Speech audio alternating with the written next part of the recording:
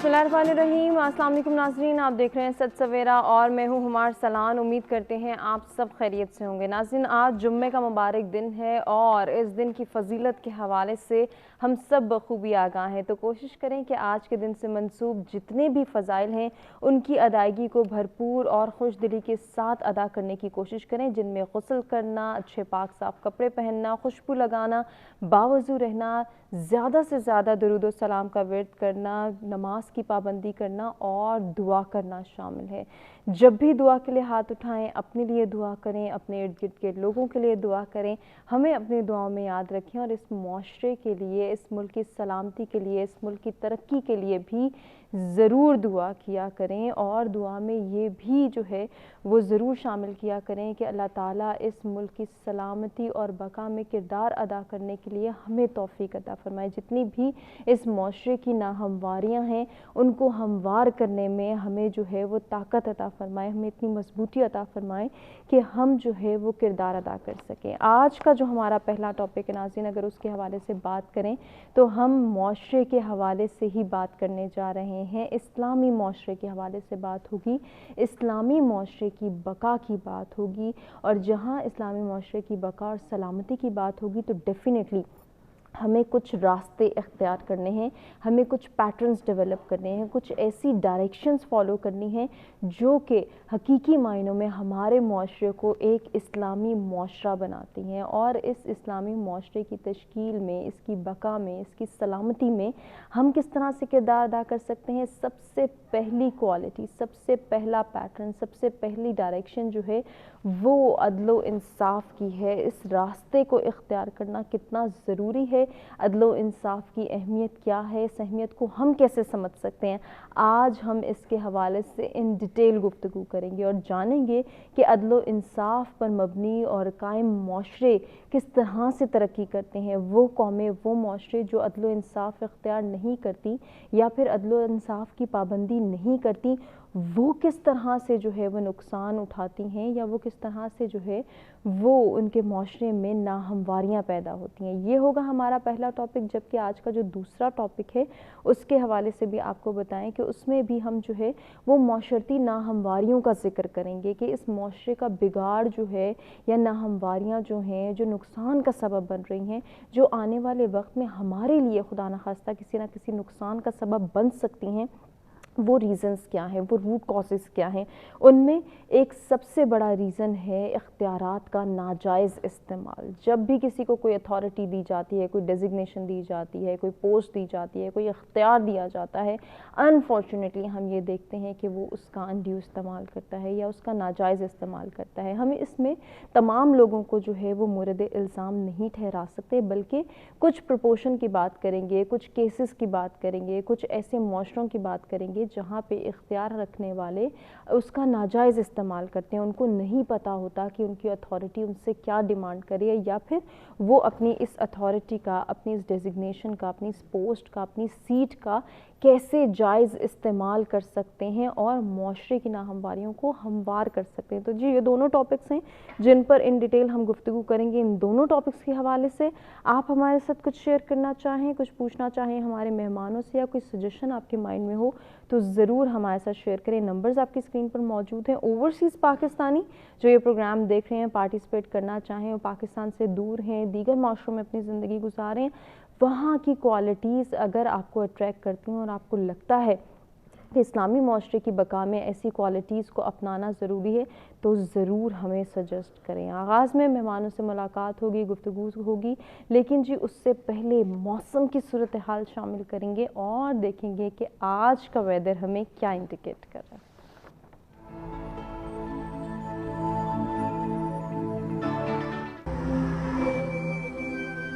Start लेंगे इस्लामाबाद के weather से। Maximum temperature 35, minimum 22 degree centigrade. Lahore की बात करेंगे, maximum temperature 36, minimum 26 degree centigrade.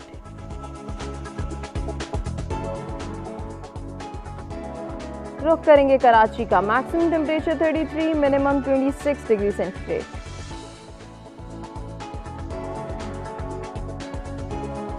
कुछ बात हो जाए पेशावर की, maximum temperature 36, minimum 24 degree centigrade.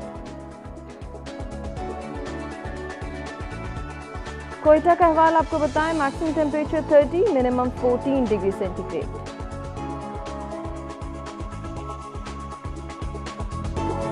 जी Gilgit Baltistan, maximum temperature 25, minimum 12 degree centigrade.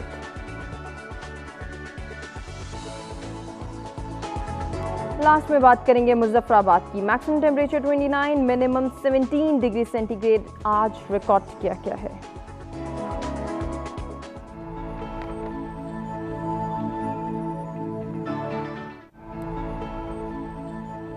जी मौसम की सूरत हाल आपने जानी और आज के दोनों टॉपिक्स के हवाले से भी हम आपको बता चुके हैं। सबसे पहले जिस टॉपिक को हम जो है डिस्कस करेंगे वो इस्लामी माशरे की बका होगी और इसमें अदल इंसाफ की अहमियत होगी। हमारे साथ जो मेहमान स्टूडियोज़ में मौजूद हैं उनका तारुफ कराते हैं। जी सबसे पहले हमें ज्वाइन कर रहे हैं एजुकेशनिस्ट हैं डॉक्टर सैयद ओन साजिद नकवी साहब, आपको खुशामदीद कहते हैं। अस्सलाम वालेकुम।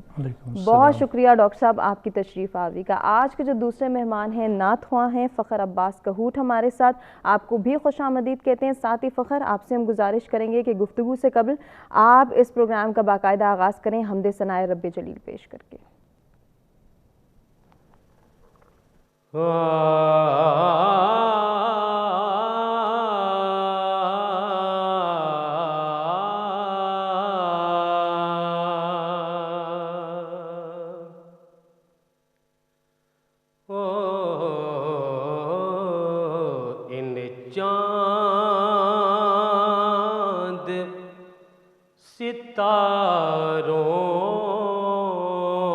सितारों में तेरा नूर भरा है, इन चांद सितारों में तेरा भरा है,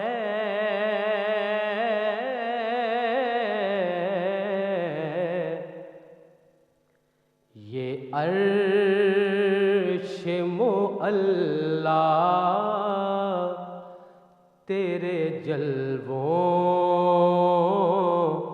से सजा है, ये अर्श मुअल्ला तेरे जलवों से सजा है।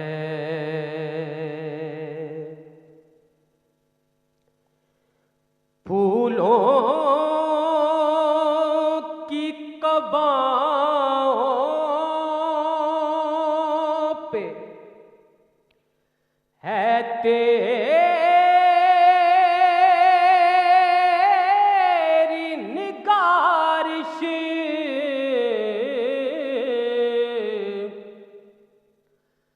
फूलों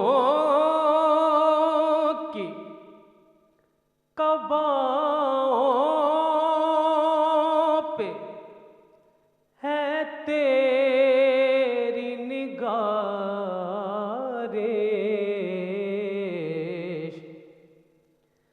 तितली के परों को तेरे हाथों ने रचा है, इन चांद सितारों में तेरा नूर भरा है,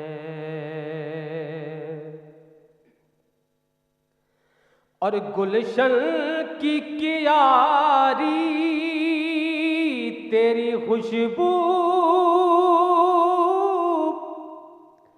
से भरी है,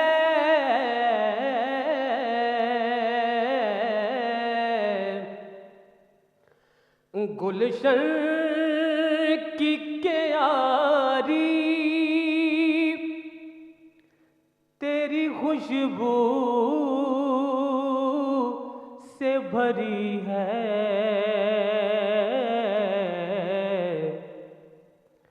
गुंजों बनावट में तेरा नक्श छुपा है, इन चांद सितारों में तेरा नूर भरा है, ये अर्श मुअल्ला तेरे जलवों से सजा है। सुभान अल्लाह, जज़ाकल्लाह, माशाल्लाह। बहुत ही खूबसूरत कलाम से आगाज़ किया फ़खर अब्बास ने। नाज़रीन, अब गुफ्तगू की जानिब बढ़ेंगे। इस्लामी माशरे की बका और सलामती के लिए कितना ज़रूरी है कि अदल व इंसाफ़ को जो है वो प्रमोट किया जाए, इस मफ़हूम को समझा जाए। और ये हुक्म हमें कुरान मजीद फ़ुरक़ान हमीद में भी मिलता है कि अल्लाह ताला फरमाते हैं कुरान मजीद की एक आयत का मफ़हूम, बेशक अल्लाह अदल व एहसान इख्तियार करने का हुक्म देता है। एक और मौके पर अल्लाह ताला ने का फरमान है कि जब तुम लोगों के दरमियान फ़ैसला करो तो अदल से किया करो। इससे हमें पता चलता है कि अदल व इंसाफ़ की पाबंदी करना हुक्म खुदाबंदी है। हम अदल व इंसाफ़ के पाबंद कैसे बन सकते हैं, इसके हवाले से डॉक्टर साहब से जानेंगे। डॉक्टर साहब, सबसे पहले तो ये मफ़हूम समझना हम सब के लिए ज़रूरी है कि अदल व इंसाफ़ की अहमियत क्या है, फरमाइएगा। बिस्मिल्लाहिर्रहमानिर्रहीम। सबसे पहले तो आपका शुक्रिया कि आपने मुझे ये मौका दिया कि मैं भी अपने कुछ मारूज़ात पेश कर सकूं, और तमाम नाज़रीन की खिदमत में भी अस्सलामु अलैकुम। मौजू है इस्लामी मुआशरे की बका में अदल व इंसाफ़ की अहमियत। जी। तो सबसे पहले तो मैं ये अर्ज़ करना चाहूँगा, कुछ इख्तलाफ करना चाहूँगा इस कलमे से, इस्लामी मुआशरा। मेरे ख़्याल में इस्लामी मुआशरे और मुस्लिम मुआशरे में फ़र्क है। सही। इस्लामी मुआशरा एक आइडियल सूरत हाल है, एक आइडियल मुआशरा है जो कि असल में एग्ज़िस्ट नहीं कर रहा। यानी दुनिया में कहीं भी जितने भी हम जिनको हम इस्लामी मुआशरे कहते हैं वो असल में मुस्लिम मुआशरे हैं। सही। इस्लामी मुआशरे का तसव्वुर तो नबी करीम सल्लल्लाहु अलैहि वसल्लम ने दिया और उसका आगाज़ फरमाया। जी। और उसके बाद जो भी तारीख़ में हालात पेश आए, और हम इन्हीं अभी गुज़िश्ता दिनों में ही जिन अय्याम से हम गुज़रे हैं, और एक बहुत बड़ा वाक़या करबला, वो भी हम पे ये ज़ाहिर करता है कि जब इमाम हुसैन अलैहिस्सलाम ने ये फ़रमाया कि मैं अपने इस्लाह उम्मत के लिए निकला हूँ, तो इसका मतलब ये है कि इस्लाह की ज़रूरत उसी वक्त पड़ी कि वो मुआशरा वैसा रहा नहीं था। तो उसके बाद से वो मुआशरा वैसा रहा नहीं। वो मुस्लिम मुआशरे हैं इस वक्त दुनिया में। इस्लामी मुआशरा एक आइडियल मुआशरा है जिस तक हमने पहुँचना है। मैं एक साथ ही ज़िम्नन एक मौलाना रूम की मसनवी से चंद अशआर का एक टुकड़ा और उसका मफ़हूम पेश कर दूं कि उसका मानी ये है उर्दू में कि एक बूढ़ा शख्स चिराग लिए गलियों में और घूम फिर रहा था, तो मैंने उससे पूछा कि तुम क्या ढूंढ रहे हो? तो उसने कहा कि मैं इंसान की तलाश, मैं इस जिनों और भूतों के जहान से तंग हूँ और मैं इंसान की तलाश में हूँ। तो उसने पूछा कि तू जिसे ढूंढ रहा है वो तो नहीं मिलता। तो उसने कहा वो जो नहीं मिलता मैं उसी की तलाश में हूँ। क्या बात, वाह। तो इस्लामी मुआशरा भी ऐसा ही है कि अभी मिल नहीं रहा, उसकी तलाश में है मुस्लिम मुआशरे। तो वो एक आइडियल सिचुएशन है, एक आइडियल मुआशरा है इस्लामी मुआशरा। अब आ जाती है बात कि उसकी बका का मसला। मेरे ख़्याल में बका शायद उसी इस्लामी आइडियालॉजी का आपके मुस्लिम मुआशरे में बका की बात है। और फिर अगला जो टुकड़ा है आपके इस मौजू का वो है अदल व इंसाफ। जी। उसमें भी मैं ये कहना चाहूँगा कि हम उमूमन इस तरकीब को अदल और इंसाफ को इकट्ठा इस्तेमाल करते हैं, जबकि इनमें भी फ़र्क मौजूद है। बिल्कुल ऐसे ही। और इंसाफ निस्फ से है, यानी उसमें मुसावात का तसव्वुर है, बराबरी का तसव्वुर है। जबकि अदल की हम जिस डेफिनेशन पे मुफक्किरीन एका करते हैं वो ये है कि हर एक को उसके हक़ का मिलना या किसी शय का उसके अपने मकाम पे होना, तो ये अदल है। تو بنیادی بات یہ ہے کہ خود انسان کی طرف آپ نگاہ ڈالیں تو انسان کے دو مقامات ہیں، ایک بحیثیت انسان کے اور ایک جو اسے معاشرے میں مختلف مقامات ملتے ہیں، کہیں پہ وہ استاد ہے، کہیں پہ وہ باپ ہے، کہیں پہ ماں ہے، بہن وغیرہ، اور معاشرتی جو عہدے ہیں وہ بھی ہیں اس کی جگہ پہ، لیکن جو بنیادی چیز ہے وہ ہے انسان۔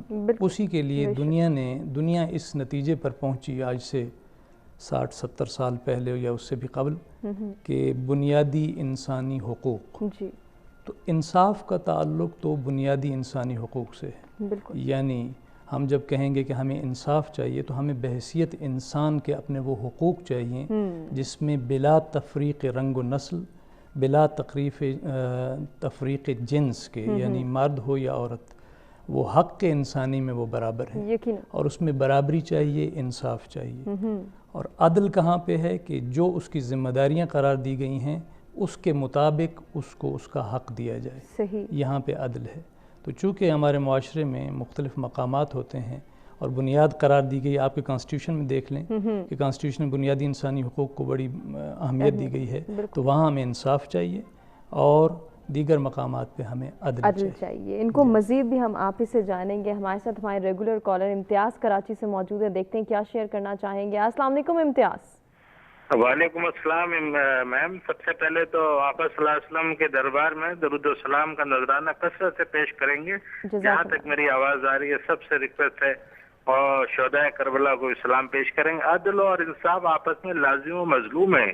ہمارے نبی پاک صلی اللہ علیہ وسلم، ہمارے خلفائے راشدین، ہمارے تابعین، تبع تابعین، اولیاء اللہ جتنے بھی ہیں، سب کے سب کا مقصد تعلیم یہی تھا کہ عدل و انصاف، کیونکہ عدل و انصاف قائم کرنا اللہ کی رضا حاصل کرنے والی بات ہے۔ زمین اللہ نے بنائی، آسمان اللہ نے بنائی، اور جب عدل اور انصاف نہیں ہوگا تو جنگ و جدال ہوگا، خون خرابہ ہوگا۔ اور اگر میں آقا صلی اللہ علیہ وسلم کے دور میں ہوتا تو میری تلوار میان میں اس وقت تک نہیں جاتی جب تک میں عدل و انصاف قائم نہیں کرتا۔ اپنی اپنی قسمت اور نصیب کی بات ہے، اس دور میں ہوں۔ اور جن لوگوں کے یہ ذمہ کام ہے وہ یہ نہ سمجھے کہ عدل و انصاف اگر وہ قائم نہیں کر رہے تو اس سے معاشرے کی بقا تباہ و برباد ہو رہی ہے، تو وہ بہت بڑے قصوروار ہیں۔ آج نہیں، 100 سال بعد، 1000 سال بعد جب بھی اللہ کے دربار میں حاضر ہوں گے تو یہ وہ لوگ جن کے ذمہ عدل و انصاف تھا ان سے سوال کیا جائے گا، اور جان چھڑانا مشکل ہے۔ ایک حضرت جبرائیل علیہ السلام کا ایک واقعہ ہے کہ ایک شخص کو بار بار ذبح کیا جا رہا تھا، تو حضرت جبرائیل علیہ السلام سے آقا صلی اللہ علیہ وسلم نے دریافت فرمایا کہ یہ کون شخص ہے؟ کہتے ہیں یا رسول اللہ صلی اللہ علیہ وسلم، اللہ پاک کمی بیشی معاف کرے، میں اس کا مفہوم بیان کر رہا ہوں کہ یہ وہ شخص ہے جس نے ناحق قتل کیا۔ تو جب اس نے ناحق قتل کیا تو اس کی اتنی بڑی سزا ہے کہ ہر دفعہ یہ ذبح کیا جاتا ہے، پھر اس میں جان ڈالی جاتی، پھر اس کو ذبح کیا جاتا ہے۔ تو ایک قتل کرنا، ظلم کرنا، ناانصافی کرنا اتنا بڑا گناہ ہے۔ اگر آج لوگ سمجھ جائیں تو عدل و انصاف کا بول بالا ہو جائے، اس سے جان نہیں چھڑا سکتے۔ یقیناً بہت شکریہ امتیاز صاحب اتنی خوبصورت باتیں کرنے کا، اور اتنی پازیٹیوٹی کے ساتھ آپ نے ٹاپک سے ریلیونٹ ڈسکشن کی، بہت شکریہ۔ اسی ڈسکشن کو ہم آگے بڑھاتے ہیں۔ ڈاکٹر صاحب، جس طرح سے ابھی ہم پہلے بات کر رہے تھے اور آپ نے بڑی خوبصورت بات کی کہ عدل اور انصاف ان دونوں کو الگ الگ سمجھنا بہت ضروری ہے۔ اگر صرف عدل کی ہی بات ہم سٹارٹ میں لیں تو عدل قائم کرنا کیا بہت مشکل ہے جو معاشرے ناکام ہو جاتے ہیں، یا اتنی ناہمواریاں دیکھتے ہیں ہم؟ جی، اس کے لیے بنیادی طور پہ تو بات یہ ہے کہ ہم نے انسان کو نہیں سمجھا، جس کی وجہ سے ان اصطلاحات میں ہم کنفیوژن کا شکار ہیں۔ تو قرآن مجید کے مطابق تو انسان کو اس فطرت پہ، اللہ کی فطرت پہ خلق کیا گیا ہے، فطرت اللہ التی فطر الناس علیہا۔ تو فطرت کا تعلق فقط انسان کے ساتھ ہے۔ میں یہ سمجھتا ہوں کہ ہم کلمات کے استعمال میں چونکہ ہم نے کیا کہیں کوتاہی کی ہے ہم اپنے معاشرے میں، پھر پہلی بات تو یہ ہے کہ ہماری اپنی قومی زبان چونکہ پوری طرح رائج ہو نہ سکی، اس لیے ان کلمات کو بھی ہم پوری طرح سمجھ نہ سکے کہ فطرت کو ہم عام طور پہ ایک جملہ بولتے ہیں کہ سانپ کی فطرت میں ہے ڈسنا، یا ہم نیچر کا ترجمہ کر دیتے ہیں فطرت، جبکہ قرآن کے مطابق تو فطرت کا تعلق فقط انسان سے ہے۔ انسان کو جس ایسے غیر اکتسابی یعنی جو اس نے نہ سیکھا ہو ایک ایسا نظام جو فقط انسان کے اندر موجود ہے، وہ فطرت ہے۔ تو تو ہمیں اس معیار پہ پرکھنا ہوگا کہ کیا عدل انسان کی فطرت میں ہے. تو یقیناً جب خداوند متعال عادل ہے اور اپنی فطرت پہ خلق کر رہا ہے تو فطرت پہ تو ہے. بے شک. تو ہم جب یہ کہتے ہیں کہ بچہ فطرت پہ جنم لیتا ہے تو اس کا مطلب ہے کہ بچہ اپنا پیدائشی طور پر عادل ہوتا ہے. بے شک. یہ اس کا ماحول ہے، جیسے کہ حدیث بھی ہے کہ یہ اس کا ماحول ہے، اسے جو کچھ بنانا چاہتا ہے بناتا ہے اور پھر مزاج ڈیولپ ہوتا چلا جاتا ہے. تو جب فطرت ایک معیار ہے اور پھر اصول اس کے لیے قرآن مجید کی صورت میں دے دیے گئے، بنیادی اصول جن پر چل کے انسان نے اپنی فطرت کو زندہ رکھنا ہے. فطرت کوئی بنانی نہیں ہے بلکہ فطرت کو زندہ رکھنا ہے اسی پہ. تو عدل جب فطرت میں موجود ہے تو یقینی طور پہ اس لحاظ سے تو آسان ہے کہ وہ اپنے اندر سے دریافت کر کے اس پر عمل پیرا ہو سکتا ہے. صحیح. لیکن دوسری طرف مشکل یہ ہے کہ وہ انسان جو بظاہر انسان نظر آتے ہیں لیکن اصل میں ان میں حیوانیت ہے، وہ اپنے مفادات کی خاطر جب دوسروں کا استحصال کرتے ہیں، ان کے حقوق کو پامال کرتے ہیں تو اس کا نتیجہ یہ نکلتا ہے کہ معاشرتی بگاڑ پیدا ہوتا چلا جاتا ہے اور انسان فطرت سے دوری اختیار کر لیتا ہے اور اپنے مزاج کا قیدی بن جاتا ہے. تو میں یہ کہوں گا کہ انصاف، جیسے کہ پہلے عرض کیا، بلکہ میں اس سے پچھلا نقطہ پھر واضح کر دوں کہ ایک نقاد جو ناقد جو ہیں جو معاشرے پہ تنقید کرتے ہیں، خصوصاً اسلامی معاشرے کے لفظ پہ اور اصطلاح پہ، تو وہاں یہ بڑا اچھا ایک خوبصورت اس کا جواب ہو سکتا ہے کہ یہ مسلم معاشرے ہیں. اسلامی معاشرہ تو اپنی پرفیکٹ صورت میں قرآن مجید میں یہ جو بنیادی دینی مصادر ہیں وہاں موجود ہے. سوسائٹی میں وہ اس طرح ایگزسٹ نہیں کر رہا. ہماری کاوش یہ ہونی چاہیے کہ امام حسین علیہ السلام جیسے کہ وہ بھی اسی اصلاح کے لیے نکلے تھے کہ اس باہر کے معاشرے کو اس کتاب کے مطابق مطابقت دیں. یہی اصلاح تھی اور ہم اس پرفیکٹ معاشرے کو دنیا میں لے کر آئیں. تو یہ ہے اصلاح. لیکن تاریخ میں ہوا یہ کہ چونکہ بادشاہ گزرے ہیں اور بادشاہت میں ظاہر ایک مفاد پرستی ہوتی ہے، اسی مفاد پرستی کی وجہ سے بگاڑ پیدا ہوتا چلا گیا اور اسلامی معاشرے کا عنوان دنیا میں بدنام کیا گیا. بدنام ہوا. وہ مسلم معاشرہ تھا اور اس میں جیسے ہم یہ کہتے ہیں کہ اسلام اور مسلمان میں فرق ہے. کئی آپ کے اسی پروگرام میں کئی دفعہ یہ بھی بات کسی کے حوالے سے کوٹ ہو چکی کہ میں نے مغرب میں اسلام دیکھا مسلمانوں کے بغیر اور یہاں پہ مسلمان دیکھے اسلام کے بغیر. تو اس کا مطلب یہ ہے کہ مسلمان کا طرز عمل لازمی نہیں کہ بالکل 100% اسلام کے مطابق اور اسلام بھی مسلمانوں کے مطابق نہیں ہے بلکہ وہ ایک اپنی جگہ پہ ایک آئیڈیل سچویشن رکھتا ہے، اس کا ایک مقام ہے. تو ہم نے آپ کے سوال کا جواب یہ کہ عدل قائم کرنا انسان کی اپنی سطح پہ تو مشکل نہیں ہے لیکن معاشرے میں جتنا بگاڑ پیدا ہو چکا ہے اس کے لیے کمزوروں کو اکٹھے ہو کے ان طاقتوروں کے خلاف اٹھنا ہوگا کسی بھی انداز میں کہ وہ اس عدل کے اس آئیڈیل مقام تک پہنچ سکیں جو کہ نظام تک پہنچ سکیں. بالکل بجا فرمایا آپ نے ڈاکٹر صاحب. اسی کو ہم کنٹینیو کریں گے. ہم جو ہے ناظرین ایک بریک کی جانب بڑھ رہے ہیں. بریک سے واپس آئیں گے تو ہم مزید بھی ڈسکشن کے سلسلے کو آگے بڑھائیں گے.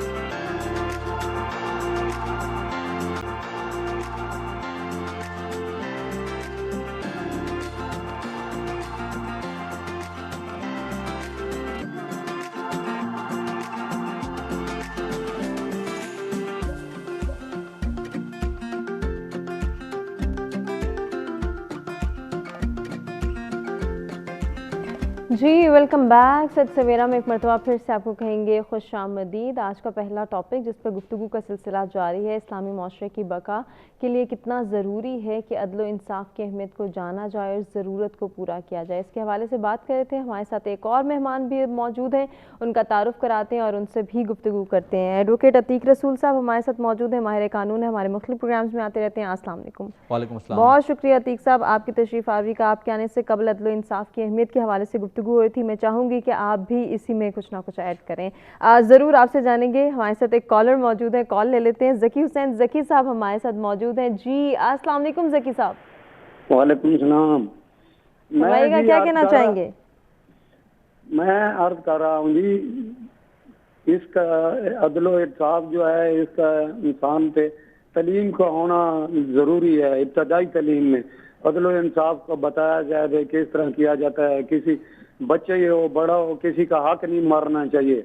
یہ کورس میں ہونا چاہیے, ابتدائی تعلیم میں ہونا چاہیے, آگاہی ہونی چاہیے. دوسرا سب سے بڑی جو بات ہے جی, ہمارے دور دور علاقے ہیں, اتنے ان پڑھ لوگ ہیں, ان کو پتہ ہی نہیں ہے عدل و انصاف کیا ہوتا ہے, کس طرح حاصل کیا جاتا ہے. دوسری بات یہ ہے جی, جو عدل و انصاف کی کرسیوں پر بیٹھے ہیں ان کی تربیت ایسی ہونی چاہیے, چاہے جو کچھ بھی ہو جائے, وہ چہرے غریب اور امیر کا فرق نہ کریں اور صحیح انصاف کریں.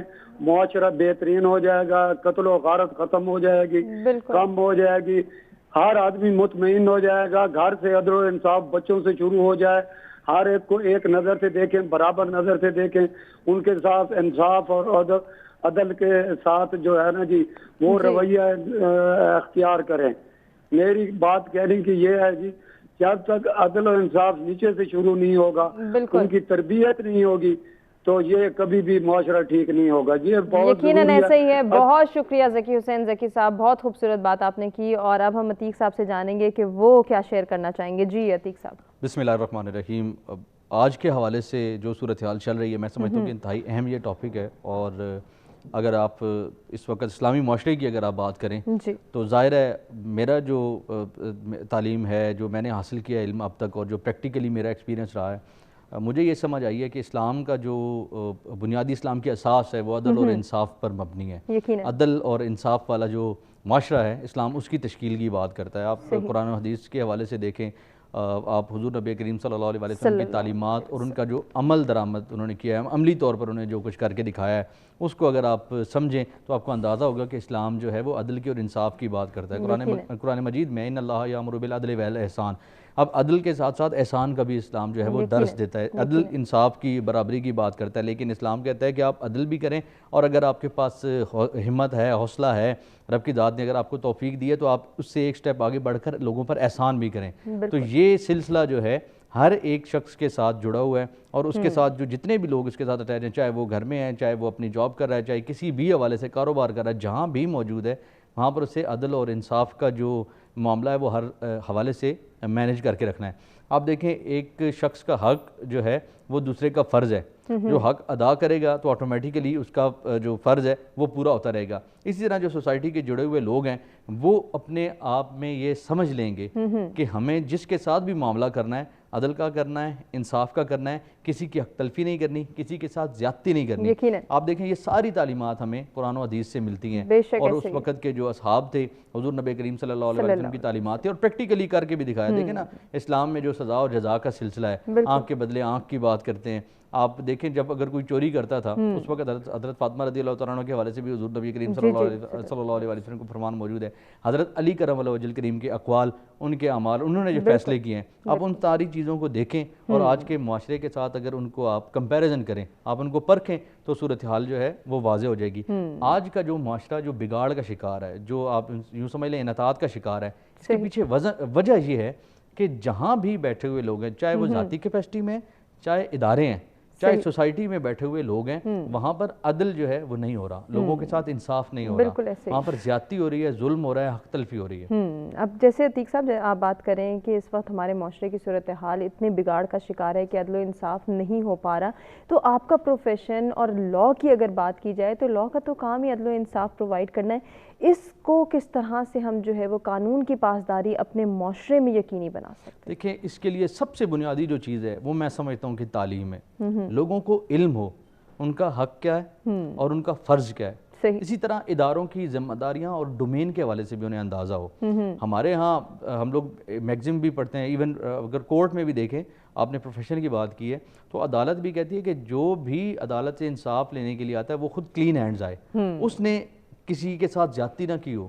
ایک تو وہ خود کسی کے ساتھ زیادتی کرے اور پھر انصاف کے لیے بھی آ جائے کہ جناب میرے ساتھ تو یہ ظلم ہو رہا ہے, تو he who seeks equity must come with clean hands. یہ میگزم دیکھیں سب سے بنیادی چیز وہ یہ بات کرتے ہیں کہ کورٹ کے اندر بھی ایون ہمارے تمام جو لاز ہیں وہ اس چیز کو انشور کرنے کے حوالے سے بات تو کرتے ہیں کہ لوگوں کے ساتھ جو ہے وہ انصاف ہو. اگر وہ کورٹ میں آنا چاہتے ہیں کسی حق تلفی کے حوالے سے تو وہ پہلے خود دیکھیں کہ وہ کس جگہ پر سٹینڈ کر رہے ہیں, آیا ان کے پاس یہ حق ہے بھی یا نہیں. اس کے بعد جو ہے وہ کورٹ میں انٹر ہو سکتے ہیں, کورٹ کا دروازہ کھٹکھٹا سکتے ہیں. یہاں پر ہوتا یہ ہے کہ لوگوں کو علم نہیں ہے، ان کو نہ قوانین کے بارے میں علم ہے، نہ ان کو ان پر عمل درآمد کرانے کے حوالے سے علم ہے، اور نہ ان کے خلاف جو بھی کچھ ہو رہا ہوتا ہے چاہے سوسائٹی میں، چاہے کوئی ادارہ ان کے خلاف جو ہے ان کے حقوق کیا ہے، ان کے لیے آواز کیسے بلند کی جا سکتی ہے. اب دیکھیں نا یہ ساری چیزیں بیسیکلی نالج کی. اور ایک جو کالر ابھی بات کر رہے تھے وہ بڑی اہم تھی کہ تربیت کی بات ہے. آپ گھر سے شروع کریں یہ سلسلہ، بچوں کو بھی سکھائیں، خود بھی سیکھیں، اور آہستہ آہستہ اس کو اپنی عملی زندگی میں اس پر جو ہے وہ عمل درآمد کریں. امپلیمنٹ کرنا بہت ضروری ہے. ڈاکٹر صاحب آپ کیا سجیسٹ کریں گے، جیسے کہ عتیق صاحب نے کہا کہ ایک گھر سے شروع ہو سکتی ہے تربیت، کہ ہمیں پتہ ہو عدل و انصاف کی اہمیت کیا ہے، اس کی ضرورت کیوں ہے معاشرے میں، معاشرتی سطح پہ اس کی تعلیم کون دے گا؟ اس سلسلے میں عرض یہ کروں گا کہ انسان کی 3 سطوحات ہیں. ایک اس کی انفرادی سطح ہے، انڈیویجولی وہ کیا کرنا ہے اس نے، ایک اس کی اجتماعی سطح ہے، اور ایک اس کی کائناتی سطح بھی ہے. تو میرے خیال میں یہ ہے کہ انسان کے جو مقاصد حیات ہیں، انسان کی زندگی کے جو مقاصد ہیں، وہ بھی اسی طرح ان 3 کیٹیگریز میں ہیں. انفرادی سطح پہ میرے بچوں کی اخلاقی تربیت اور خصوصاً انہیں قانون پسند بنانا، یہ ایک بنیادی ترین ذمہ داری ہے. اور جب انسان اپنے گھر سے یہ تربیت پا کے معاشرے میں آتا ہے تو ہر وہ انسان جس نے یہ تربیت پائی ہوئی ہے وہ یقیناً یہ چاہے گا کہ معاشرے میں بھی عدل و انصاف ہو، جیسا کہ وہ سیکھ کے آیا اپنے گھر سے. اور عدل بنیادی طور پر ہے کیا؟ ایک توازن کا نام ہے. معاشرہ آپ دیکھیں، ہم جب کہتے ہیں معاشرہ، ہم اس کے آغاز کی بات کرتے ہیں تو بڑی قدیم تاریخ میں جا کر ہم کہتے ہیں کہ فلانی قوم نے پہلی دفعہ سوسائٹی کے لفظ کو باقاعدہ امپلیمنٹ کیا. تو معاشرہ افراد کے دھاگوں سے بنا ہوا ایک کپڑا ہے، اور جب تک اس میں توازن نہیں ہوگا تو وہ معاشرہ نہیں کہلائے گا. اور جب ہم یہ کہہ رہے ہیں کہ توازن عدل ہے تو اس کا مطلب یہ ہے کہ معاشرہ اپنی تشکیل میں، یعنی اپنے اس معاشرہ نام میں بھی عدل کا اسے ضرورت ہے اس کی، اس کے بغیر وہ معاشرہ نہیں کہلا سکتا. تو سب سے پہلے آغاز تو ہوگا انسان کی انڈیویجول لائف سے. وہاں جیسے وہ کالر واقعی بلکہ بڑی اہم بات کر رہے تھے کہ گھر سے اس کی تربیت ہونی چاہیے. جب اخلاقی تربیت ہوگی اس کی، وہ قانون پسند بنے گا تو معاشرے میں وہ آ کر وہ چاہے گا کہ عدل و انصاف ہو. اور اس کے قیام کے لیے کوششیں کیا ہو سکتی ہیں؟ وہ یہی ہے کہ ایسے اپنے ہم فکر افراد کو اکٹھا کریں جو خود یہ چاہتے ہوں، اور یقیناً بہت سے ایسے انڈورس کیا جا سکے. ڈاکٹر صاحب کنٹینیو کریں گے معذرت کے ساتھ، مجھے ایک بریک کی جانب بڑھا. ناظرین بریک سے واپس آتے ہیں، ڈسکشن کو آگے بڑھاتے ہیں.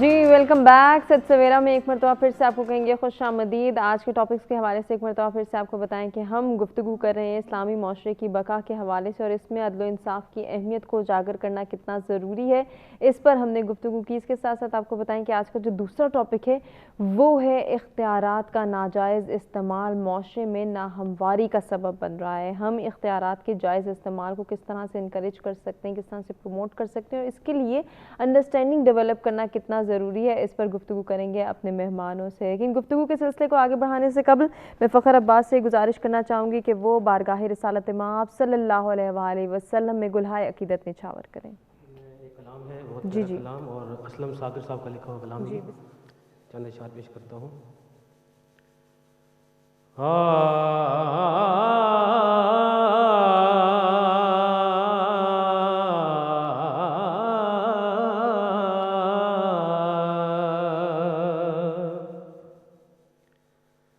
ممکن ہے بھلا کس سے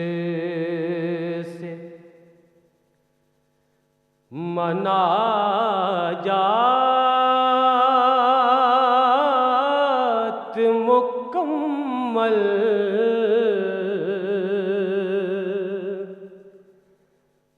ممکن ہے بھلا کس سے، ممکن ہے بھلا کس سے مناجات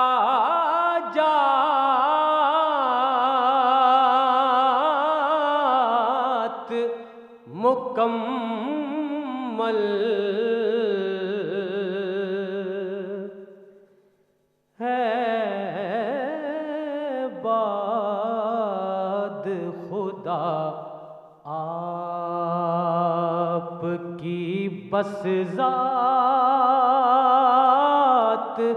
مکمل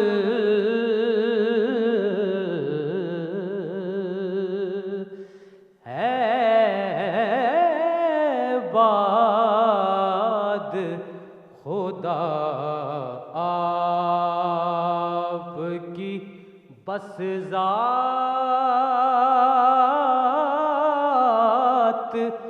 مکمل ممکن ہے بھلا کس سے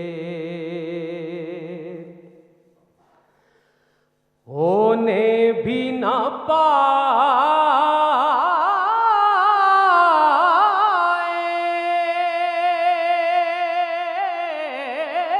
تھے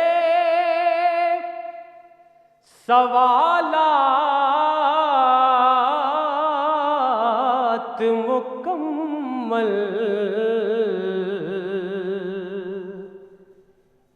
پہنچی میرے کشکول میں خیرات مکمل پہنچی میرے کشکول میں خود سیر کرا ڈالی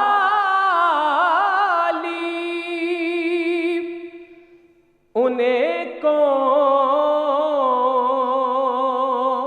کون مکان کی خود سیر کرا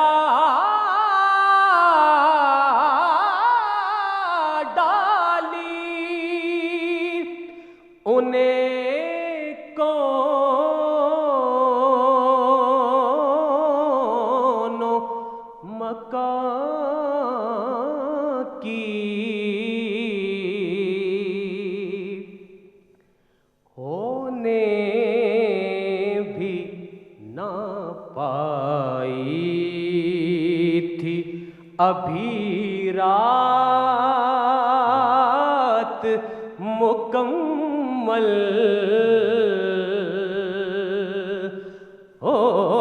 ہونے بھی نہ پائی تھی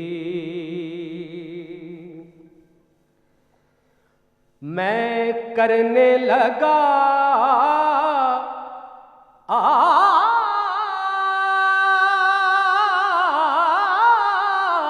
آپ کی مدحت تو خدا نے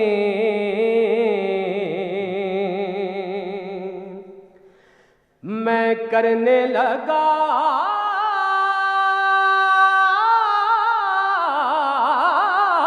آپ کی مدحت تو خدا نے میرے بھی بدل ڈالے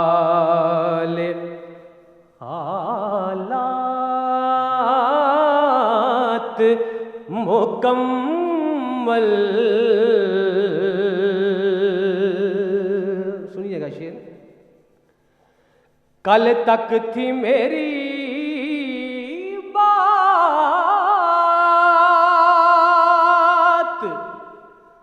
ہر ایک بات ادھوری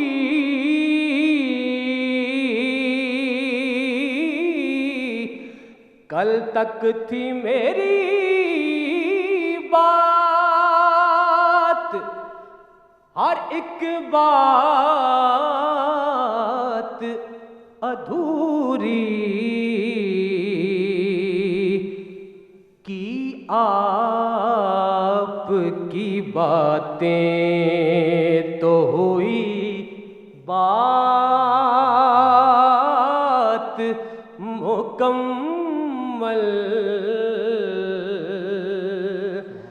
کی آپ کی باتیں تو ساگر یہ کرم آپ نے یہ خاص کیا ہے صد شکر کہ ایک اور ہوئی نعت مکمل ممکن ہے بھلا کس سے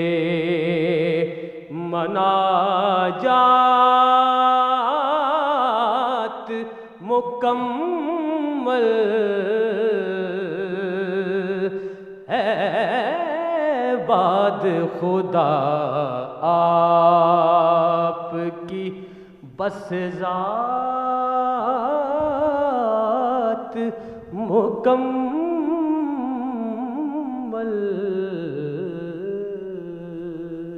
جزاک اللہ. ایک مرتبہ پھر سے ناظرین ہم گفتگو کی جانب بڑھیں گے اسلامی معاشرے کی بقا میں عدل و انصاف کی اہمیت اور اس کے ساتھ ساتھ اختیارات کے ناجائز استعمال سے ہی معاشرے کی ناہمواریاں جو ہیں وہ بڑھ رہی ہیں, کس طرح سے ہم جو ہے اس کو کاؤنٹر کر سکتے ہیں اور پھر اس کے لیے سلوشنز کیا اس پر بات کریں گے. ڈاکٹر صاحب بریک کو جانے سے قبل ہم نے آپ سے جاننا چاہا تھا کہ ایک معاشرے میں عدل و انصاف کی فضا کس طرح سے برقرار رہ سکتی ہے, اس میں آپ کی بات ادھوری رہتی تھی, اس سے مکمل کر دیجیے اور ساتھ ہی روشنی ڈالیے گا ہمارے دوسرے ٹاپک پر. جی تو میں اسی پہلے موضوع کو دوسرے موضوع سے کنیکٹ کرتا ہوں. جی بات یہ ہو رہی تھی کہ معاشرے میں عدل قائم کیسے ہو سکتا ہے اور کون کر سکتا ہے.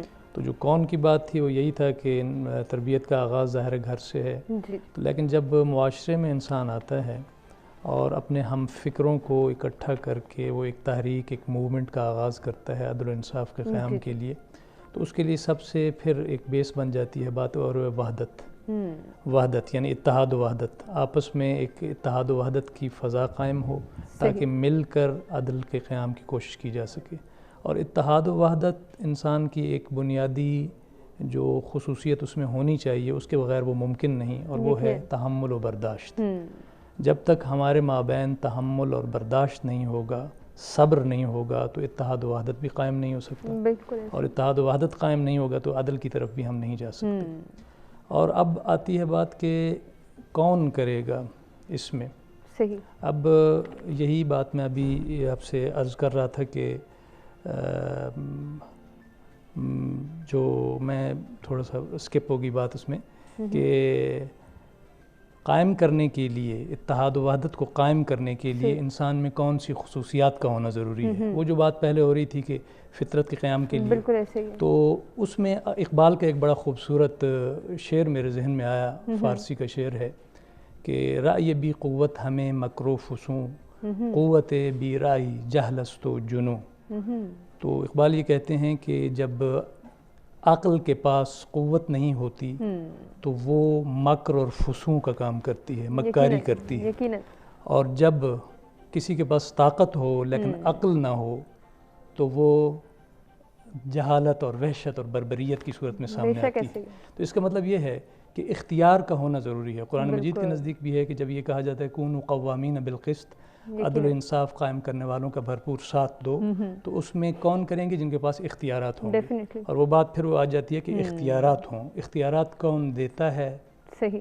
آپ کے کانسٹیٹیوشنلی آپ دیکھ لیں کہ آپ کا یہ جو کلیکٹیو وزڈم ہے اس کی بنیاد پر جب دنیا کے آئین بنتے ہیں اور وہی کسی بھی فرد کو اختیارات فراہم کرتے ہیں, تو وہ بنیادی طور پر وہ آپ کا اجتماعی شعور ہے جو کسی کو اختیار دے رہا ہے. اور انہی اختیارات کی پھر آگے بات ہوگی کہ اس کا استعمال کیسے کیا جا رہا ہے. بالکل, اور اس کا جائز استعمال کرنا کتنا ضروری ہے. عتیق صاحب اس اہمیت کو کیسے اجاگر کریں گے؟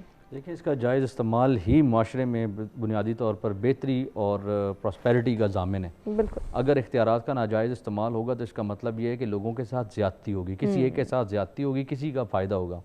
تو جہاں پر زیادتی اور ظلم بڑھے گا وہاں پر آپ کے معاشرے میں جو ہے وہ بگاڑ کا آغاز ہوگا, اور یہ سلسلہ جیسے جیسے آگے بڑھتا چلا جائے گا, جتنی یہ طوالت پکڑے گا اتنے زیادہ معاملات آپ کے خراب ہوں گے. اختیارات کی جو کہ بات ہو رہی ہے, اور ظاہر ہے اختیارات آج کل اگر ہم دیکھیں تو محکمانہ اختیارات کو اگر ہم اسپیسیفائی کر لیں, جس طرح کانسٹیٹیوشن کی بھی بات کی, تو ہمارے ہاں جو قوانین کا منبع ہے وہ بنیادی طور پر ہمارا آئین ہے, اور اس کے وہاں سے ایکسٹریکٹ کر کے مختلف قوانین جو ہے وہ بنائے جاتے ہیں. اب جو بھی صاحب اختیار ہے یا صاحب اقتدار ہے اس کی سرٹن لمٹس ہیں, اور وہ لمٹس اس کو دیتی ہیں وہ قوانین جن کے تحت وہ کسی سیٹ پر بیٹھا ہوا ہے, کسی ادارے کی سربراہی کر رہا ہے, یا کوئی بھی اپنی جو ہے وہ جاب کر رہا ہے, اس کی اپنی ایک خاص قسم کی جاب ڈسکرپشن ہے, اس سے باہر وہ نہیں جا سکتا, اور اس کے اندر رہ کے اس نے اپنی ذمہ داری جو ہے وہ پوری کرنی ہے. صحیح. جب بھی وہ وہاں سے باہر نکلے گا اس کا مطلب یہ ہے کہ جس قانون کے تحت اسے اختیار دیا گیا ہے یا وہ عہدہ اس کو دیا گیا ہے اس کی وائلیشن وہاں پر کر رہا ہے. جہاں پر وہ وائلیشن کرے گا اس کو اسی قانون کے اندر یہ درج ہے کہ کیا سزا دی جائے گی, اور دینے والے کون ہیں یہ بھی وہاں پر واضح کر دیا گیا ہے. ہوتا یہ ہے کہ اختیارات کا ناجائز استعمال کرنے والے جو لوگ ہیں وہ اس لیے زیادہ استعمال کرتے ہیں کہ جن کے خلاف اختیارات وہ استعمال کر رہے ہیں وہ یا تو خاموش ہو جاتے ہیں, یا وہ اتنی ہمت نہیں کرتے کہ ان کے خلاف جو ان کا پراپر فورم ہے وہاں پر جا کے ایک اپلیکیشن دے سکیں. آپ کو ایک چھوٹی سی مثال دیتا ہوں. ہمارے ہاں آپ نے دیکھا ہوگا پرائس کنٹرول مجسٹریٹس جو ہے وہ کام کر رہے ہوتے ہیں. مختلف جو آپ کی اشیاء ہیں کنزیومرز کے حوالے سے ان کی قیمت جو ہے وہ بہت زیادہ ہوتی ہے. ان کو کنٹرول کرنے کے لیے ہمارے پاس پرائس کنٹرول مجسٹریٹ جو ہے موجود ہے, ان کے پاس اختیارات ہوتے ہیں. وہ جہاں پر بھی ایسا کچھ دیکھتے ہیں اپنے اختیارات کا استعمال کر کے یا تو وہ جرمانے کرتے ہیں یا وہ ان کو کوئی اور سزا دیتے ہیں. اب ہوتا اکثر اوقات یہ ہے کہ یہ جو میجسٹریٹ ہیں یہ اپنے اختیارات کا ناجائز استعمال کرتے ہیں, کسی کو تو جو ان کی بات نہیں مانتا اس کو سزا یا جرمانہ کر دیتے ہیں, کسی سے وہ رشوت لے کے اور اس کو چھوڑ دیتے ہیں. تو ہمارے ہاں اکثر اوقات ایسے کیسز کیونکہ پریکٹیکل لائف میں ہم خود دیکھتے رہتے ہیں, کورٹس میں بھی ہمارے پاس ایسی اپلیکیشنز آتی رہتی ہیں, لوگ آتے رہتے ہیں, وہاں پر ناجائز اختیارات کا استعمال ہر ایک کے علم میں بھی ہوتا ہے کہ یہ مجسٹریٹ یہاں پر زیادتی کر رہا ہے اور یہاں پر یہ ٹھیک کر رہا ہے, لیکن اس کے خلاف کوئی آواز نہیں بلند کرتا. اچھا ایسے جو لوگ ہیں ان کے لیے اینٹی کرپشن کا جو یونٹ ہے وہ موجود ہے. اس کے لیے جی بالکل کورٹس میں جو میجسٹریٹ ہیں ان کو اسپیشل اختیارات دیے ہوتے ہیں. اکثر اوقات یہ بھی ہم دیکھتے ہیں کہ لوگ باقاعدہ پلان کر کے ان کو پھر پکڑواتے بھی ہیں. یہ ساری چیزیں ہمارے معاشرے میں ہو ضرور رہی ہیں لیکن ان کی تعداد یا ان کا جو معاملہ ہے وہ بہت کم ہے. اگر ریشو ان کی بہت کم ہے, اگر یہ صحیح معنوں میں لوگوں میں شعور بیدار ہو جائے, تھوڑی سی وہ ہمت کر لیں تو یہ بگاڑ اور یہ اختیارات کا جو معاملہ ہے یہ کنٹرول ہو سکتا ہے. بالکل, اس کے لیے بہت ضروری ہے کہ شعور اور آگاہی فراہم کی جا سکے. تو ڈاکٹر صاحب یہ شعور ڈیولپ کرنا کہ ہمارے پاس کیا اتھارٹی ہے, ہم اس اتھارٹی کا کیسے استعمال کر سکتے ہیں, اور اگر کوئی اپنی اتھارٹی کا ناجائز استعمال کرے تو ہم نے آواز بھی بلند کرنی ہے, یہ شعور کون دے گا؟ اس میں اس سے پہلے بھی ایک گفتگو میں عرض کر چکا تھا کہ شعور اور اس کو پھر فیسیلیٹیٹ کرنا. ہمارے دو طبقے ہیں جنہوں نے کسی بھی انسان کو, معاشرے کے کسی بھی فرد کو فیسیلیٹیٹ کرنا ہے. اس میں سے ایک طبقہ ہے استاد کا, اور استاد میں والدین بھی شامل ہیں کہ جنہوں نے آپ کی اندرونی زندگی کو, آپ کی باطنی زندگی کو شعور اور روشنی دینی ہے. اور ایک وہ لوگ ہیں جو صاحبان اختیار ہیں, ابھی اختیارات کی بات ہو رہی ہے, حکمران ہیں جنہوں نے آپ کی خارجی جو زندگی ہے اس کو فیسیلیٹیٹ کرنا ہے. تو بنیادی طور پر ذمہ داری تو انہی کی ہے. اور پھر جب جیسے فرما رہے ہیں برادرم کہ کیا ہم اس سے آغاز کریں کہ نچلی سطح پہ عدل ہو یا اوپر سے شروع ہو, کہاں سے آغاز ہو اس کا؟ تو ایک وہ مشہور ایک حکایت ہے, حکایات سعدی میں سبھی پڑھتے ہیں کہ وہ نوشیروان عادل بادشاہ جو تھا, اور اس نے جب وہ اپنے نوکر کو بھیجا کہ جا کر نمک لے کر آؤ گوشت کے لیے, تو وہ کہتا ہے کہ جانے لگا تو اسے کہا کہ ادھر آؤ, رقم دے کر لینا کچھ. تو اس نے کہا نمک کے لیے کون سی رقم, آپ بادشاہ ہیں. تو اس نے کہا نہیں, برائی بہت تھوڑے سے شروع ہوتی ہے, اور جب کسی ملک کے بڑے اگر کسی درخت سے ایک سیب اتار کر بلا اجازت کھائیں گے تو عوام پورا درخت اکھاڑ کر لے جائیں گے. تو اس کا مطلب یہ ہے کہ عدل اور انصاف کا اور اختیارات کے جائز استعمال کا آغاز انہی بالائی سطح سے ہوتا ہے اور اس کے اثرات پہنچتے ہیں نچلی سطح تک آتے ہیں، نچلی سطح تک۔ یقیناً۔ اور اختیار جیسے کہ فرما رہے تھے کہ جو جس قانون نے اختیار دیا ہے اسی نے اختیار استعمال کرنے کا ڈھنگ بھی بتایا ہے، بالکل ایسے اور اگر اس کا ناجائز یعنی غیر قانونی استعمال ہوگا تو وہ اسی قانون کی وائلیشن ہے جس نے اسے اختیار دیا ہے۔ بالکل، لیکن ڈاکٹر صاحب ہم یہ دیکھتے ہیں کہ ہمارے معاشرے میں اگر ایک چھوٹے آرگنائزیشن سے بات شروع کی جائے یا بڑی بڑی پوسٹ پہ بھی جو بیٹھے ہوئے ان کو یہ نہیں پتا کہ ہم نے کس طرح سے اپنے اختیارات کا استعمال کرنا ہے، کس طرح نہیں۔ وہ تو کہتے ہیں ہمارے پاس اتھارٹی ہے، اب ہماری مرضی چلے گی، ہمارا فیصلہ چلے گا۔ اس پر آپ کا پوائنٹ آف ویو ضرور جانیں گے۔ ناظرین ہمیں ایک بریک کی جانب بڑھنا ہے، بریک سے واپس آتے کنٹینیو کرتے ہیں۔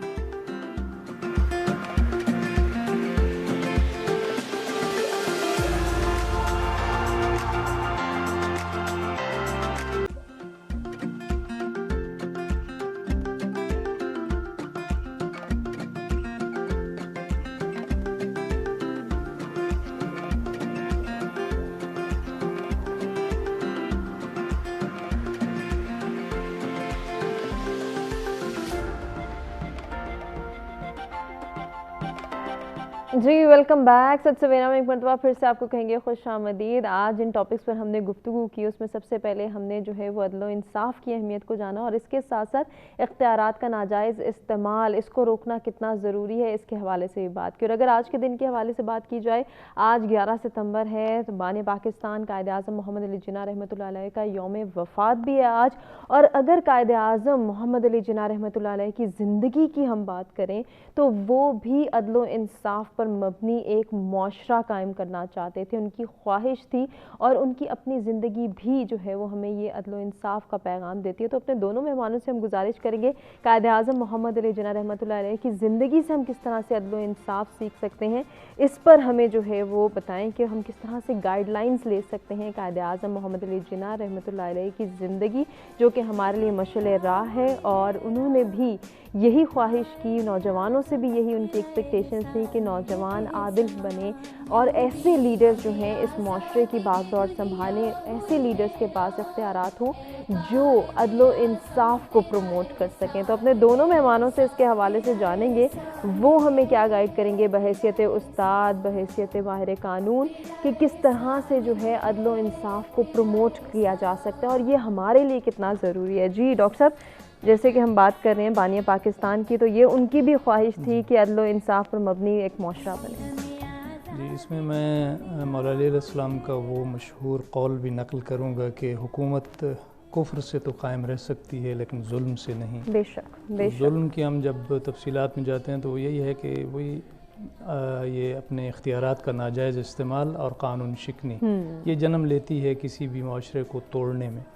تو ہم جب قائد اعظم محمد علی جناح رحمۃ اللہ علیہ کی بات کرتے ہیں تو انہوں نے اپنے ابتدائی خطابات میں بھی اور اپنی پوری تحریک کے دوران جو بھی انہوں نے دیے بیانات دیے اس کی روشنی میں ہم دیکھتے ہیں تو وہ بھی ایک ایسی ریاست کا قیام چاہ رہے تھے جہاں پہ عدل و انصاف ہو، عادلانہ نظام کا قیام ہو، اور اس میں کسی بلا تفریق مذہب و مسلک کے انہوں نے کئی بار فرمایا کہ انسانیت کی بنیاد کے اوپر ایک عدل کا قیام ہو، اور یقیناً آج ان کی اس دن کی مناسبت سے ان کا ذکر بڑا مناسب ہے۔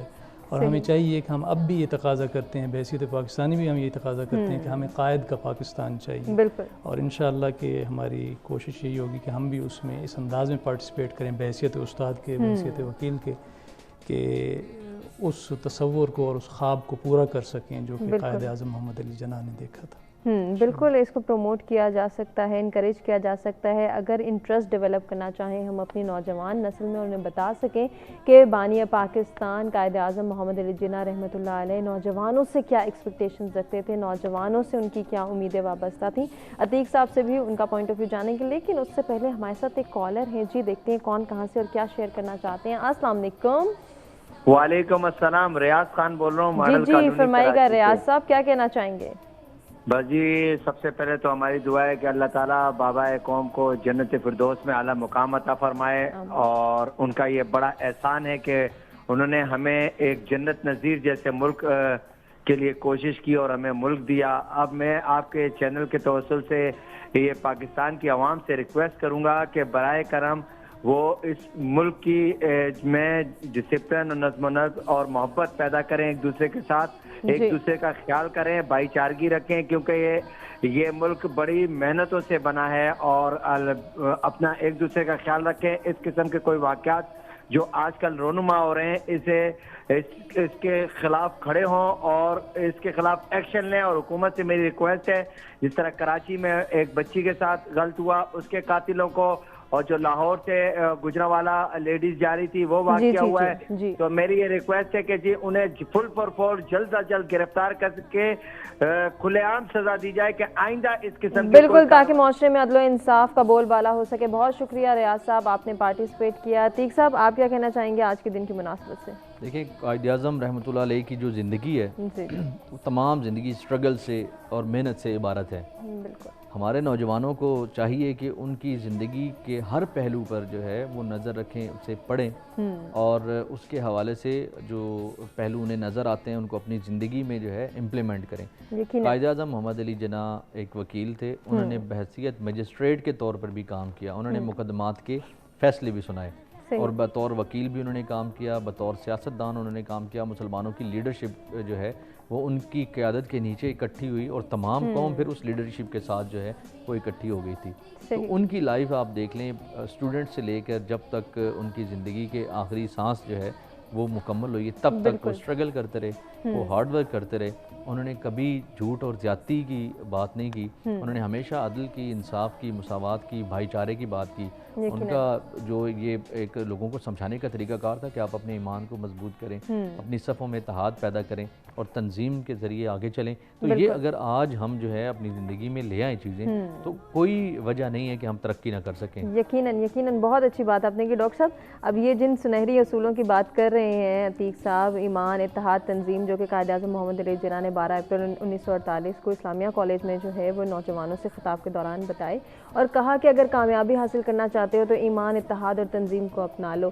اگر ایمان، اتحاد، تنظیم کا بھی بول بالا ہو جائے تو یقیناً ہمارے دونوں ٹاپکس جو کہ آج جن پر ہم گفتگو کریں کہ معاشرے کی ناہمواریاں کیسے کنٹرول ہو سکتی ہیں، تو اس کا تو نچوڑ ہمیں پہلے ہی پتہ چل گیا۔ جی ہاں، بالکل، بڑے خوبصورت کلمات تھے، اور بڑا ایک خود ان کلمات میں آپس میں ایک بڑی تنظیم موجود ہے کہ ایمان وہ اس ایک ایسا پختہ یقین ہے جو کہ عمل کے لیے بہت ضروری ہے۔ ہر عمل کسی بھی یقین کا متقاضی ہوتا ہے، تو اس کے لیے یقیناً انہوں نے جو فرمایا بڑا۔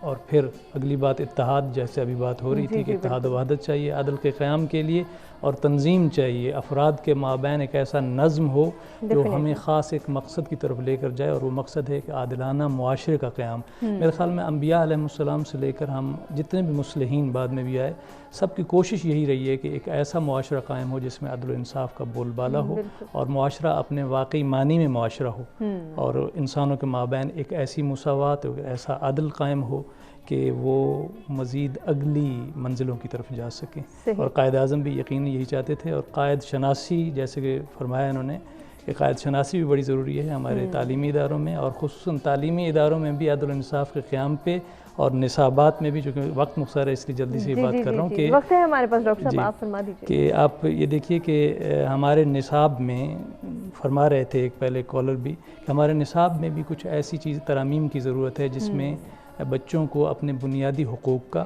اور شہری حقوق کا اور ان قوانین کا جن کے بارے میں بہت سی ایک نوجوان نسل ناآگاہ ہے، ان کا پتہ ہونا ضروری ہے۔ قائد بھی یہی چاہتے تھے کہ ایسے ہی معاشرے کا قیام چاہتے تھے جس کا فرد اس ایک پورے سمندر کا حصہ ہو، قطروں کی صورت میں۔ تو انشاءاللہ اپنی اپنی سطح پر ہر ایک کو کوشش بھی کرنی چاہیے، اور قائد کے اس خواب کو پورا کرنا چاہیے۔ بالکل، اس خواب کو پورا کرنا چاہیے۔ ڈاکٹر صاحب، آج کا نوجوان اس خواب کو کس طرح سے پورا کر سکتا ہے؟ اس کے اندر پوٹینشیل موجود ہے لیکن انٹرسٹ نہیں ہمیں نظر آتا۔ اس میں کچھ تو وہی بات ہے کہ کچھ تو اساتذہ نے کوئی صلاحیت پیدا نہیں کرنی ہوتی استاد نے، بلکہ صلاحیت کو پالش کرنا ہوتا ہے، چونکہ صلاحیتیں تو خود آزاد ہوتی ہیں۔ تو اس میں تعلیمی اداروں، پہلے بات ہوئی تھی کہ گھر کی سطح سے انسان شروع کرے، اور پھر تعلیمی ادارے، اور پھر معاشرہ ہے۔ عملی زندگی میں یعنی یقین کی زندگی میں جانے سے پہلے اسے پوری طور پہ ایک محقق ذہن چاہیے، اس کا ذہن ایک تحقیقی ذہن ہو، اور وہ سوالات کرے۔ سوال کرنے والا معاشرہ ہی دنیا میں زندہ رہتا ہے، میں نے تو یہ دیکھا ہے۔ سوال کرنے والا معاشرہ دنیا میں زندہ رہتا ہے، اور سوال یہ ہے کہ وہ عربی محاورہ بھی ہے کہ السؤال مفتاح العلم، کہ سوال جو ہے وہ علم کی کنجی ہے. تو پہلا مرحلہ شعور کا ہے. پھر جیسے کہ اقبال بھی اپنی فلسفی میں بھی اس سے بھی یہ اخذ ہوتا ہے کہ انسان 3 مراحل میں چلتا ہے، کہ پہلا مرحلہ شعور کا ہے، دوسرا مرحلہ تسخیر کا ہے، اور تیسرا مرحلہ جو ہے وہاں جا کر پھر اصلاح کا شروع ہوتا ہے. تو یہ پہلا شعوری مرحلہ تو ہمارے ظاہر تعلیمی ادارے ہیں، گھر ہیں، اور پھر ہمارا معاشرہ ہے، اور ہم ہیں جنہوں نے کچھ نہ کچھ اپنا کردار ادا کرنا ہے. ڈاکٹر صاحب اسی کے ساتھ کیا پیغام دینا چاہیں گے ہمارے ویورز کو؟ قائد یہی تقریباً بات میں نے کر لی کہ قائد اعظم محمد علی جناح کے یوم وفات کی اس مناسبت سے ہی ایک تو تعزیت و تسلیت تمام قوم کے لیے، لیکن یہ یاد رکھنے کے لیے کہ ان کے ان اہداف کو ہم نے نہیں بھلانا. جس دن ہم نے قائد کو بھلا دیا تو ہم پاکستان کو بھلا دیں گے. یقیناً ایسے ہی ہے. جی عتیق صاحب. آج کے حوالے سے جو کہ ظاہر ہے اس حوالے سے دن بھی بہت امپورٹنٹ ہے. ایک تو یہ ہے کہ قائد اعظم رحمۃ اللہ علیہ کی زندگی کے مختلف پہلوؤں کو جاننے کی کوشش کریں، سمجھنے کی کوشش کریں. اور آج کے نوجوان کے اندر میری حکومت سے گزارش ہے اسی پلیٹ فارم سے کہ نوجوان کے اندر پوٹینشیل موجود ہے، انرجیز موجود ہیں، لیکن ڈائریکشن نہیں ہے. انہیں ڈائریکشن دینے کے لیے کچھ ضرور اقدامات کریں. یقیناً یہ ڈائریکشن جو ہے وہ استاد دے سکتے ہیں، والدین دے سکتے ہیں، اس معاشرے کے بزرگ دے سکتے ہیں، اور اوور آل یہ معاشرہ بھی دے سکتا ہے، جو کہ مائنڈ سیٹ چینج کر سکتا ہے، جو کہ اس ناہمواری کو جو ہے وہ ہمواری میں تبدیل کر سکتا ہے. اس پر مزید جو ہے وہ ہم نے گفتگو بھی کی اور سجیشنز بھی کی. آنے والے وقتوں میں بھی کچھ ایسے ٹاپکس شامل کریں گے ضرور اپنے پروگرامز میں کہ جن پر ہم گفتگو کے ذریعے اپنے معاشرے میں بہتری لا سکیں، تبدیلی لا سکیں اور ہمواری پیدا کر سکیں. اپنے دونوں مہمانوں کا شکریہ ادا کرنا چاہیں گے جن سے بہت کچھ ہمیں سیکھنے کا موقع ملا اور ان کی گفتگو یقیناً آپ کو بھی پسند آئی ہوگی. ناظرین آپ سے اجازت لینے کا وقت ہے. انشاءاللہ کل کچھ نئے ٹاپکس کے ساتھ آپ کی خدمت میں دوبارہ حاضر ہوں گے. ہمیں دیجیے اجازت. جاتے جاتے فخر عباس کہور کا بھی ہم شکریہ ادا کریں گے اور ان سے گزارش کریں گے کہ وہ اختتامی کلام پیش کریں. پے کرے دل ربا بن کے آیا، روح ارض و سما بن کے آیا، سب رسول خدا بن کے آئے، وہ حبیب خدا بن کے آیا، حضرت آمنہ کا دلارا، وہ حلیمہ کی آنکھوں کا تارا، وہ شکستہ دلوں کا سہارا، بے کسوں کی دعا بن کے آیا، سب رسول خدا بن کے آئے، وہ حبیب خدا بن کے آیا. تاجداروں نے دی ہے سلامی، بادشاہوں نے کی ہے غلامی، بے مثال ان کا اسم گرامی، مصطفیٰ مجتبی بن کے آیا، سب رسول خدا بن کے آئے، وہ حبیب خدا بن کے آیا. دستے قدرت نے ایسا سجایا،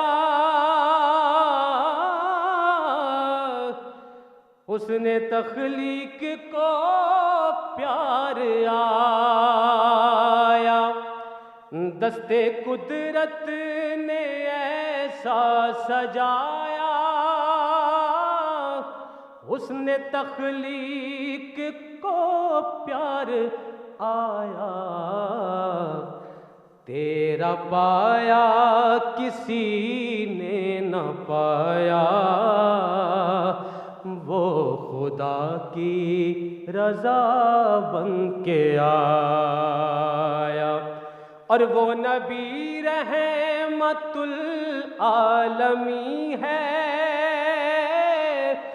جو بھی ان کا ہی زیر نگیں ہے، ایسا محبوب دیکھا نہیں ہے،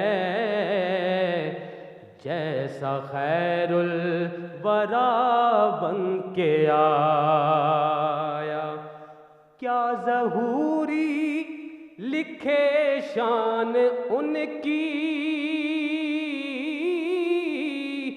مدح کرتا ہے قرآن